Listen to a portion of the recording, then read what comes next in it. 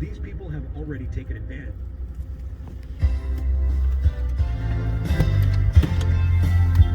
I like this song. It is 5:30 in the morning. I'm headed off to play tennis. Who plays tennis at 5:30 in the morning? Crazy people, that's who. But I've always been an early riser my whole life. Never been lazy. When I was working, before we had Jessica, and after, for many years, I was always the first one at work. And I'd be at the gym at 4:30 in the morning, be at work by 6. I had to, because I lived in California, and Wall Street opened, New York is 3 hours ahead of us. And I was in capital markets. And I think being early, I tell my daughter, it helps you at work.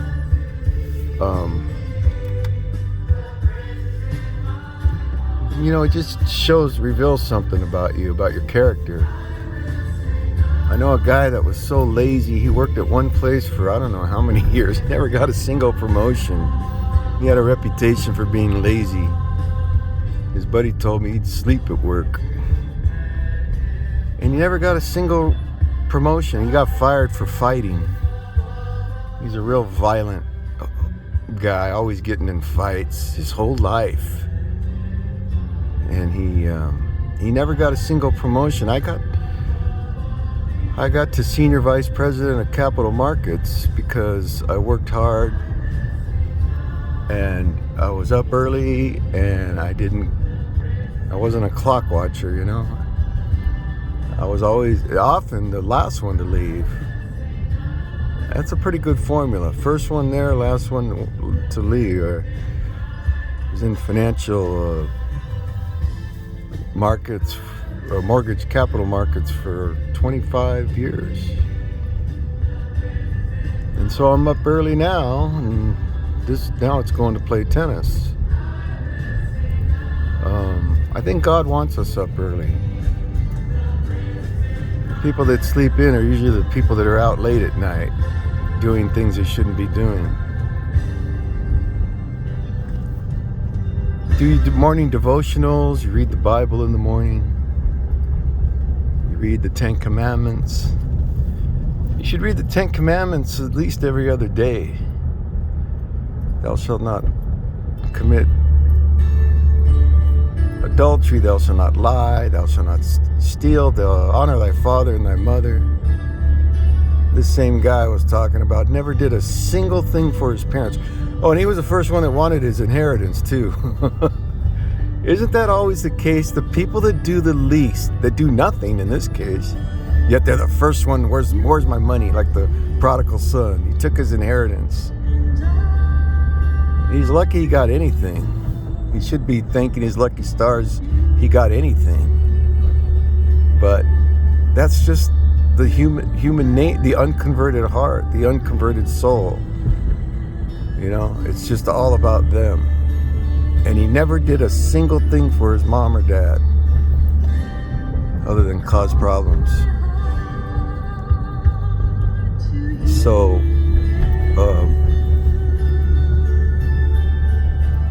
and he lived in a pig pen everywhere he went. I got pictures of where he left his last place.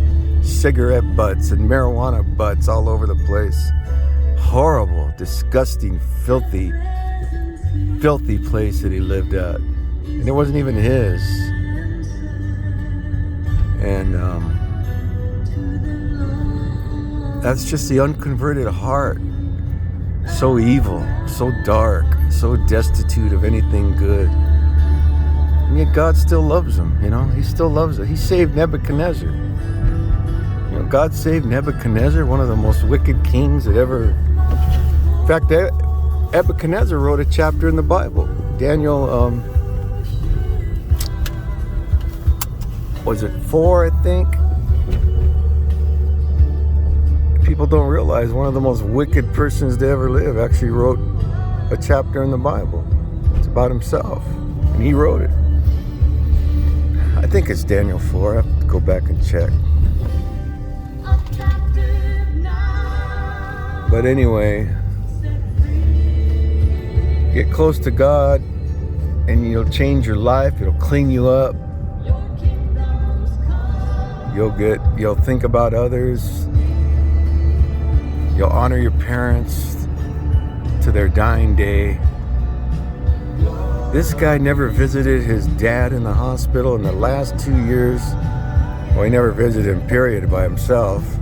Always had to have someone with him. And then his mom, 10 years, he never came out and visited a single time. Not even when she was dying. And he's convinced himself that he's a good guy. You know, we'll convince ourselves. Well, like OJ, you start to believe your own lies. You start to believe your own, and you'll twist and turn everything. And he's got about 5 memories of his mom and dad, and that's it. This guy. Same, every time you read something from him, it's the same 5 things.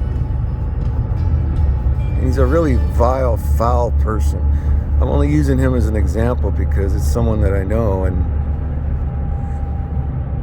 when you think of Satan, you think of all the things that this person is, and Satan is, it's like Satan concentrated.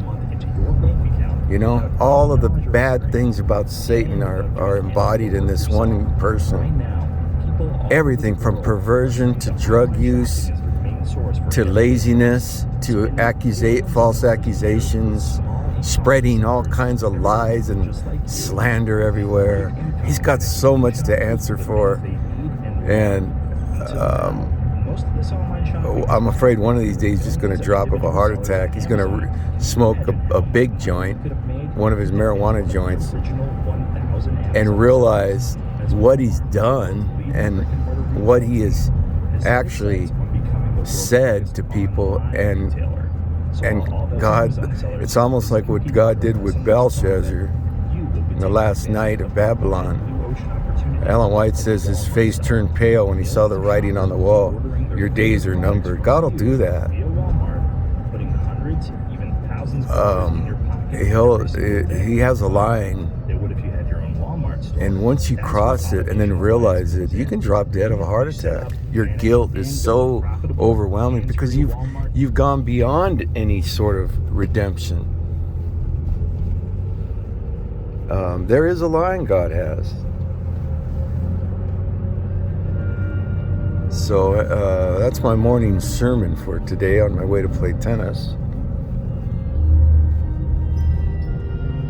I have a big week.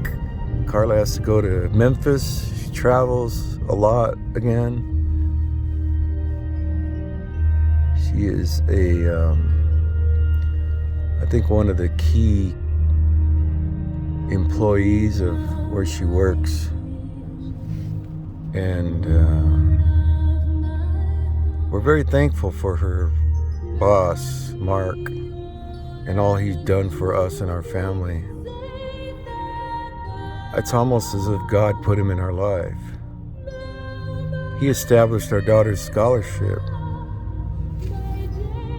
And he cares about people as a CEO and founder.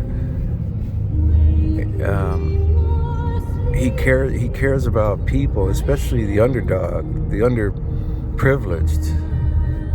Such a heart, such a good man. We talked about him the other day, and Carla said I'd never leave him I'd work for him for free, and she would, because he's been so loyal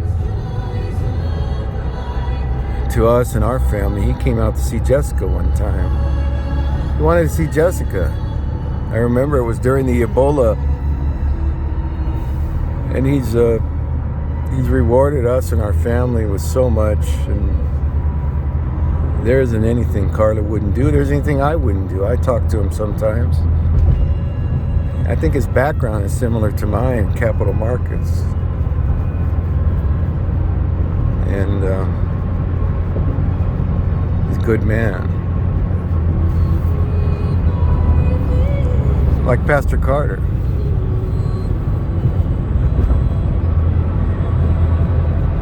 Oh, we love the Carter Report. John Carter, Adventist evangelist, friend of ours.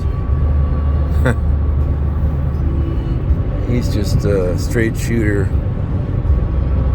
man of God. There's Nebraska Furniture Mart.